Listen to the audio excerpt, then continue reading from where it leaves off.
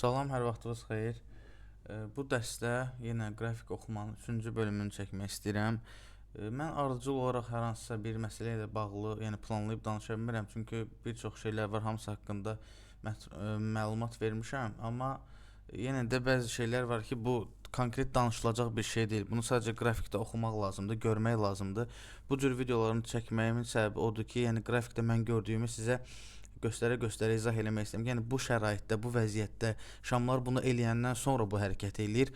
Ona görə də bəlkə kimisindən bu videonu çəkmək istəyirəm və əlavə olaraq bundan qabaqki videoda fundamental analiz barədə məlumat vermişdim ki, yəni xəbərləri necə izləmək lazımdır, xəbər vaxtı qrafik necə hərəkət edir. Daha doğrusu fundamental analiz eləmişdim, amma xəbər vaxtı qrafik necə hərəkət eləyir, o barədə danışmamışdım. Bu bölümdə həm qrafik oxuması, həm də xəbər ticarəti zamanı nə etmək lazımdır, bu barədə danışmaq istəyirəm. İlkin növbədə bundan əvvəlki dərslərdə X setupla bağlı danışmışdım. Bu yaxınlarda da, yəni bu dünəndən bu günə də burada da bir X setup yaranıb gördüyünüz kimi və həmin hissədən yenə aşağı qırılma olub. Bu 4 saatlıqda da deyə qısa görsənir. Əslində burada yəni düşüş oldu. Deməli bu trendi qırdı və buradakı ilə birlikdə X yaradandan sonra bu qədər düşdü.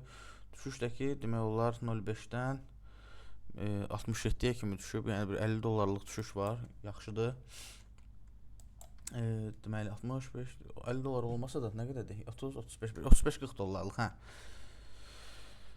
Deməli, misal üçün bu günləri qızıl nə edib? Bugünkü qızılla bağlı danışırıq. Siz bugün qızılda nə görməliydiniz? Qızıl bütün günü yuxarını almağa çalışıb. Hətta buna qoy təmizliyi daha rahat olsun. Deməli, bütün günü bu saatlığın haylarını almağa çalışıb buranı. Yəni burada olandan çalışıb ki, gəlsin bura dəfələrlə 15 dəqiqəlik, 30 dəqiqəlik də burada iynələr çox saxlayıb, hətta bura fikir verin. Yəni bu situasiya buranı qırmağa gücənirəm demək. Dirəşmişdi buralarda. Dəfələrlə bura iynə atırdı, qaydırdı, iynə atırdı, qaydırdı. Hətta mənim açıq əməliyyatım var idi. Stop qoymuşdum bu zonaya.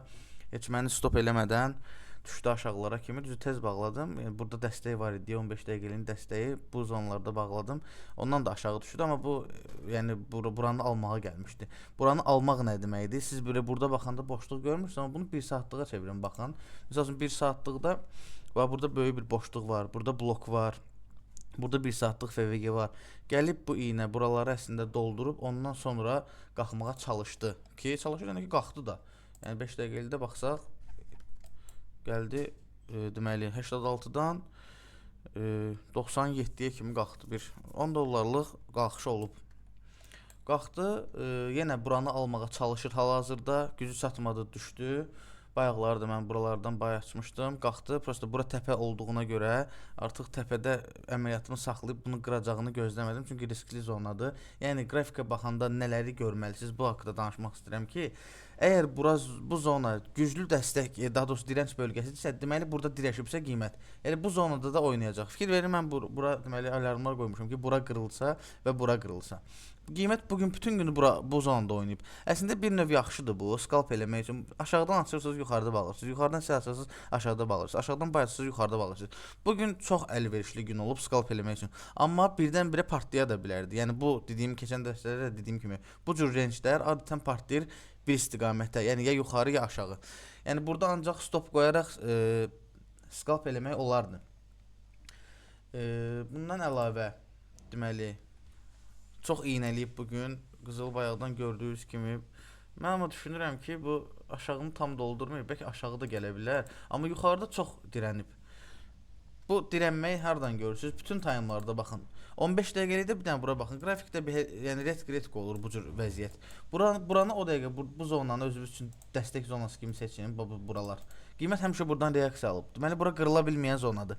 Bura o zaman qırıla bilən zona olacaqdı ki, bu iynə ki var atıba, bu iynə gövdəli şəkildə bağlansaydı burada, biz tuta bilərdik nəzərimizdə ki, bu dəstək qırıldı və bu gedəcək misal üçün buraları almağa. Amma elə olmadı. Bunun gücü çatmadı dərşi getməyə. Elə həmin 15 dəqiqəlik abratını qayıtdı. Yenə dəstək bölgəsində bağladı özünü, sonra başladı qalxmağa. İndi də eyni şəkildə qalıb burada. Yəni bir range'dədir qızıl hal-hazırda. Nə gücü çatır ki, yuxarı getsin, nə də gücü çatır ki, aşağını qırsın. Bu şəkildə. Yəni mən belə oxuyuram qrafiki. Siz də bu şəkildə görün, direnç bölgələrini görün. Nəyə görə mən bura deyirəm ki, qıra bilmir? Çünki fikir verin, bu zonada saatlıq şamlara baxın. İğnelərdir bura. Buranı qıra bilməsi üçün bu iğnələrin üstündə gövdəli bağlanma olmalıdır, amma olmayıb. 3 saatdır qızıl burada. Gəlib iğnə atıb düşüb, iğnə atıb düşüb. Nə bir-birini keçə bilir, nə də bunun üstündə bağlaya bilir. O şəkildə bu qalxmağa meyilli olardı ki, qiymət 4000-in üstündə gövdəli bağlanış olsun. Gövdəli bağlanış nə deməkdir? Yəni ki, şam misal üçün bu formada bağlasın. Üstündə şam gövdəli şəkildə bağlasın. Biz də bilək ki, hə, vəsə bunun gücü var. Bu da ki qalxmağa gedir, deyək ki, bu zonaya 4000 ona qalxmaq istəyir və yaxud da ki yuxarı getmək istəyir. Bundan sonraki mərhələsi onsuz da bu civarlardır. Onsuz da bu civarda ilişib qalacaq. Burada güclü çünki dirənç bölgəsidir. Bu zona. Bu iynəni də saysaqlar bu zona. Ya buradan reaksiya alıb düşəcək, ya burada yenə rencə girəcək. Bunu növbəti günlərdə görəcəyik. Hal-hazırda qızıl renc bu hissədə rencdədir. 4000-dən 90 arasında rencdədir. 10 dollarlıq bir rencin içindədir. Belə. Keçim xəbər ticarətinə. Xəbər ticarəti nə deməkdir? Yəni bundan qabaqki dərsdə fundamental analiz dərsində izah elədiyim kimi Amerikada açıqlanan xəbərlər birbaşa qrafikə həcm gətirir və ani hərəkətlənmələrə səbəb olur. Xəbərlərdən daima xəbərdar olmalıyıq. Məlumatımız olmalıdır ki, saat neçədə nə xəbər var və s. Xəbər vaxtı ümumiyyətlə ticarət eləməyinizi tövsiyə eləmirəm. Xəbərdən qabaq da açmağınızı tövsiyə eləmirəm. Xəbərdən sonra da. Nəyə görə? Belə misal çəkim sizə. Hal-hazırda deyək ki, qızılın 1 dəqiqəlik qrafikinə baxırıq. Qiymət də görürsünüz 93-dədir. Yəni bu son 10 dəqiqə ərzində 97-90 arası 7 dollarlıq bir rencin içindədir. Lap 10 dollar deyək. Yəni bu özü üçün burada 2 dollar qalxır, 1 dollar düşür, 3 dollar qalxır. Yəni böyük bir həcm yoxdur. Siz düşünün ki, xəbər vaxtından qabaq siz özünüz öyrəşirsiniz bu rencə. Yəni ki, məsələn, stop qoyursunuz bura, deyək ki, 6 dollarlıq, 7 dollarlıq stop qoyursunuz, 101-ə 7 dollar itirirsiniz. Amma xəbər vaxtı artıq sizin girəcəyiniz lot 10 dəfə elə bir artmış kimi olur. Nəyə görə? Xəbər vaxtı bu şamlar artıq bu cür balaca hərəkətlənmir. Yəni bu 1 dəqiqəlik şam belə eləyir. 1 dəqiqəlik şamların hərəkəti 15 dollar, 20 dollar, 7-8 dollar 1 dəqiqəlik şam hərəkət edir. Təsəvvür edirsiniz, bu şamların hərəkəti, bu da 1 dəqiqəlik şamdır. Xəbərdə belə bir şey olur. Yəni sizin artıq stopvuz, zadvuz hər şey qalır bir-birinə. Çünki anidən bir düşüş, anidən bir qalxış olur. Aləm dəyir bir-birinə. O momentdə siz öz indiyənə kimi strategiyavızla, lot sayınızla, riskiniz idarə etməsindən az girirsiniz, düzdür. 101 ilə deyək ki, girirsiniz və yaxud da ki, normalda 105 girirsə, 105 girirsiniz. Amma bazar həmin bazar deyil, bazar həcmli bazardır və sizin o 105'iniz bir neçə saniyə içində mənfi 100 dollar ola bilər. Yəni 0.5 5 dollar hərəkət edəndə artıq 25 dollar qazanc və yaxud itki verir. Birdən-birə 20 dollarlıq bir dəqiqəlik şam hərəkət edəndə sizin artıq 100 dollar müsbət və yaxud mənfidə olursunuz. Və xəbər vaxtında qiymətin hara gedəcəyi öncədən heç vaxt bilinə bilməz. Nə qədər analiz eləsək də, nə qədər məlumatlı olsaq da həmişə tərs ola bilər. Məsəl üçün 3-cü gün Powell'in Fed'in yəni faiz qərarı var idi. Bütün dünya bilirdi ki, faiz qərarında düşəcək. Amma daha doğrusu faiz qərarı salınacaq və məntiqlə də qızıl qalxmalı idi. Nə oldu? Heç nə olmadı. Qətiyyən hərəkət olmadı qrafikdə. Bir neçə saniyə dayandı. Halbuki faiz qərarında həmişə hərəkətli olur. Anidən yüksəlir və yaxud anidən düşür. Heç bir hərəkət olmadı və qalxmalı olduğu halda başladı düşməyə. Yəni ki, beklentilər nədirsə, bəzən manipulyasiya eləyib onun tərsini də eləyirlər. Yəni bütün dünya bilir ki, onsuz da faiz qərarı düşüləcək və bütün dünya da qızıla bay açacaq. Artıq burada psixologiya girir söhbətə ki, hər kəsin elədiyini eləmə. Çünki hər kəsin elədiyini eləsən, deməli burada nəsə zibil var da. Nə oldu? Bizi elə qazandırmağa çalışırlar. Bizə elə şey yoxdur. Yəni daima özünüzə güvənməyin. Güvənin özünüzə, amma özünüzü ağıllı hesab eləməyin. Çünki sizdən də ağıllılar var. Yəni market makerlər var ki, sizin düşüncələrinizi oxuyurlar. Siz nə etmək istəyirsiniz, onu sizdən qabaq oxuya bilirlər və ona qarşı sizin, yəni sizi ona qarşı, bazarı sizə qarşı hərəkətləndirirlər. Necə oldu həmin gün? Misal üçün faiz qərarından açıqlanmağına bir 10 saat zad qalmış, yəni gün içi, gün orta vaxtı, səhər vaxtı qızıl başladı qalxmağa. Heç bir səbəb yoxdur, qalxa gedir. Mən də fikirləşdim ki, 100% onsuz da faiz qərarında bu faiz düşürüləcək, hindidən cəmaət başlayıb alım eləməyə. Ki məntiqlidir də, yəni qızıl aşağıda idi və cəmaət qızıl alırdı. Normaldır bu. Amma nə idi burada məntiq? Onsuz da faiz qərarı salınacaq, biz bunu bilirik və həmin qalxışı artıq eləmişik mənasında idi. Artıq qızıl qalxacağı qədər qalxmışdı. Yəni faiz qərarı məsəl üçün 22:00-da açıqlanmasının bir əhəmiyyət kəsb eləmirdi. Çünki elə bir şey açıqlanmış kimi idi. Onsuz da bilirik də, yəni mütləq lazımdır bəlkə 22:00-da qızıl hərəkətləsin. Bütün gün hərəkətlənmişdi yəni. Ona görə də tərs oldu. Manipulyasiya elədilər və qiymət əksinə getdi. Bu belə. Deməli, ticarət zamanı, xəbər ticarəti zamanı sizə bir-iki taktika istəyirəm izah eləyim. Dediyim kimi, məsləhətli deyil, yəni mən məsləhət görməzdim. Sadəcə eləyə biləcəyiniz bir riskdir və bunu öz balansınızla eləməyin. Misal üçün, bir hesabınız var, bir 1000 dollarlıq. Misal üçün deyirəm. O 1000 dollarlıqda girib şeyləməyin. Deyək ki, açırsınız 01 ilə, daha doğrusu normalda deyək %1, %2 ilə açırsınız. Xəbər vaxtı istəyirsiniz ki, birdən-birə deyək 10 dollarlıq hərəkət olacaq, yuxarı və yaxud aşağı. Siz bunu öncədən bilirsiniz və düşünürsünüz ki, mən buradan indi açım, xəbərə 5 saniyə qalıb. Stopumu 2 dollar qoyum. Bunu da qoyum deyək ki, dünyanın başına. Onsuz da hərəkət eləyəcək də, düz deyil.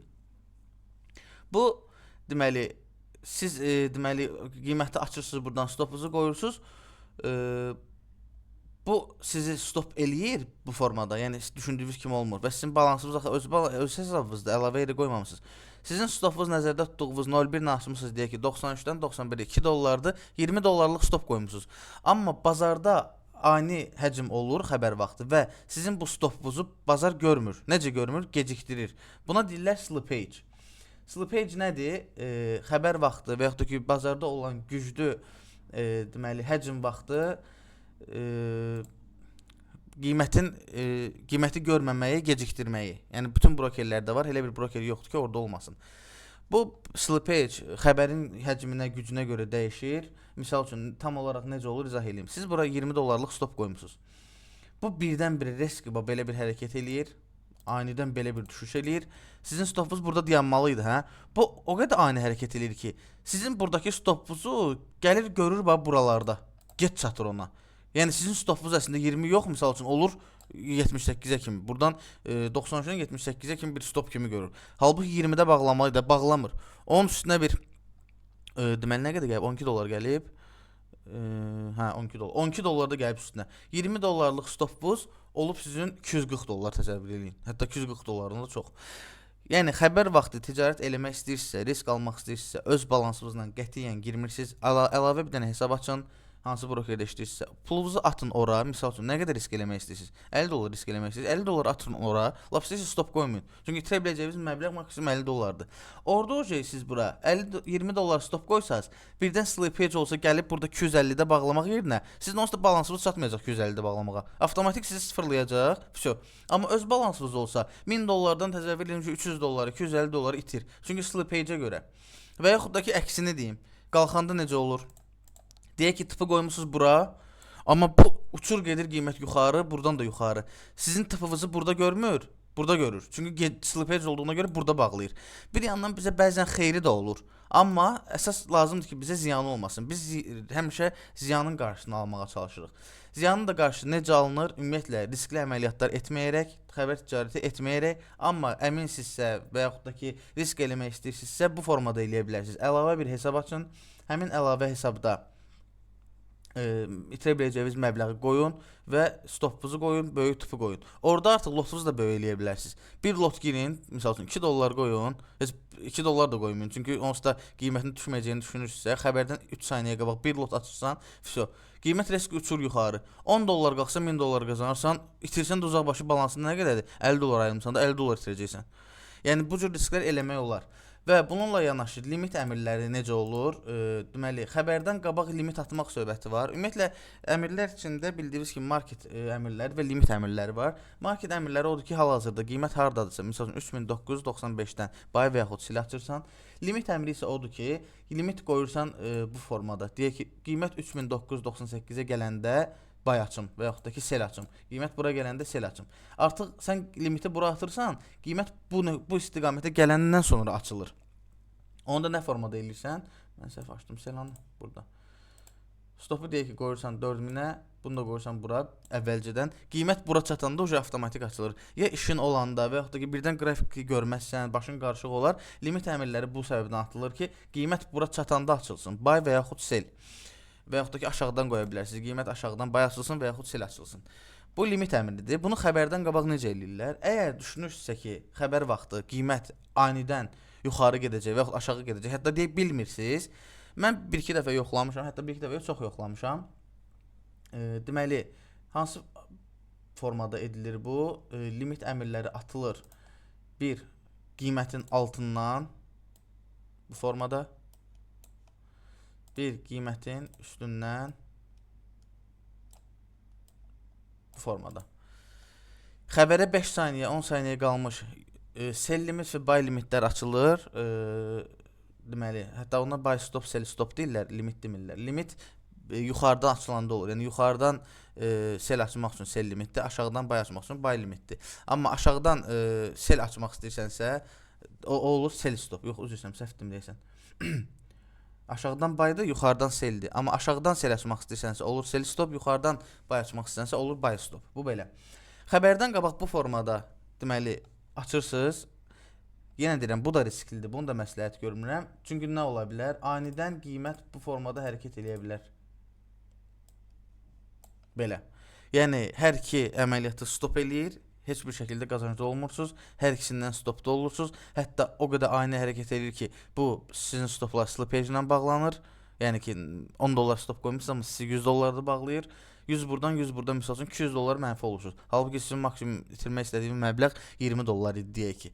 Bu cür formada da olur. Əgər baxır da indi xəbərə. Amma adətən deyək ki, xəbərə 3 saniyə qalmış, qiymət riski belə uçur göyə. Bu uçan kimi siz bu əməliyyatınızı bağlayırsınız. O dəqiqə sell əməliyyatını bağladınız. Bunun da stopunu gətirib qoyursunuz girişinizə. Girişinizə qoyursunuz, gözləyirsiniz. Əgər tip olmamışsa, deyə tipiniz belədirsə, qoyursunuz bu hardadır qiymət misalınız. Qoyursunuz stopu bura. Bu zonaya bir dənə stop qoydunuz belə. Qoy qiymət qalxsın. Düşsə də yenə də karda düşürsünüz. Bu formata. Xəbər ticarətini belə eləyə bilərsiniz. Amma ki, dediyim kimi çox risklidir. İtirə biləcəyiniz məbləği əvvəlcədən qərarlaşdırmalısınız. Misal üçün mən 50 dollarımı riskə atıram və 50 dollarımı atıram başqa bir hesaba. Orada xəbərdən qabaq bu formada bir dənə buy açıram. Hə, limitdən danışırdım. Limiti belə ata bilərsiniz.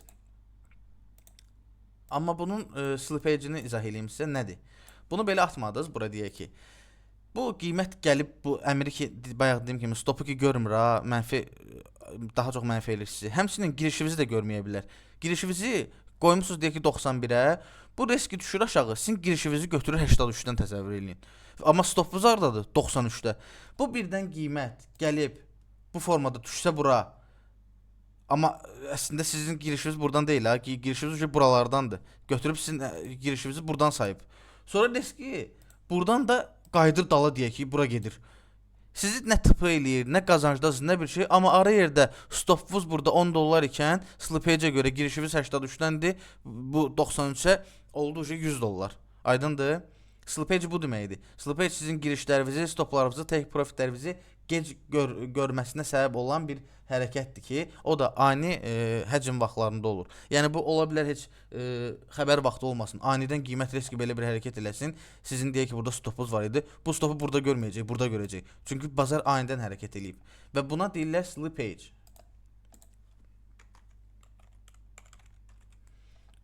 Bu formada yazılır. Slippage, dediyim kimi, slippage'dən qorunmaq üçün ümumiyyətlə həcm vaxtı ticarət eləməmək tövsiyə edilir və yaxud da ki, edilirsə lotunuzu 10 dəfə azaldın. Yəni, xəbər deyək ki, xəbərdən qabaq işləm açmamışsınız, xəbərdən sonra açmaq istəyirsiniz, yəni bilirsiniz ki, yəni, yuxarı yöndə gedəcək və yaxud aşağı yöndə gedəcək. Orada normalda bazarda olanda əgər 0.1 ilə əməliyyat açırdınızsa 10 dəfə azaldın, çünki həcm 10 dəfə artıqdır. Yəni siz onsuz da 0.1 ilə alacağınız qazancı %1 ilə də ala biləcəksiniz, çünki bazarda çox yüksək həcm olur. Həm sizi anidən mənfi eləyə bilər, həm də sizə anidən qazandıra bilər. Ona görə də riskinizi həmişə minimum tutun, bazarla qumar oynamayın. Əsas məqsədiniz kapitalınızı qorumaq olmalıdır. Tez pul qazanmaq olmalı deyil. Qrafik oxunmasında deməli xəbər ticarəti necə olur, limitlər necə atılır, slippage nədir, bu barədə danışdım. Növbəti dərslərdə görüşərik. Ümid edirəm ki, aydın izah eləmişəm, başa düşmüsünüz. Başa düşməmişsinizsə xahiş edirəm mənə yazın ki, mən heç nə başa düşmədim. Sağ olun.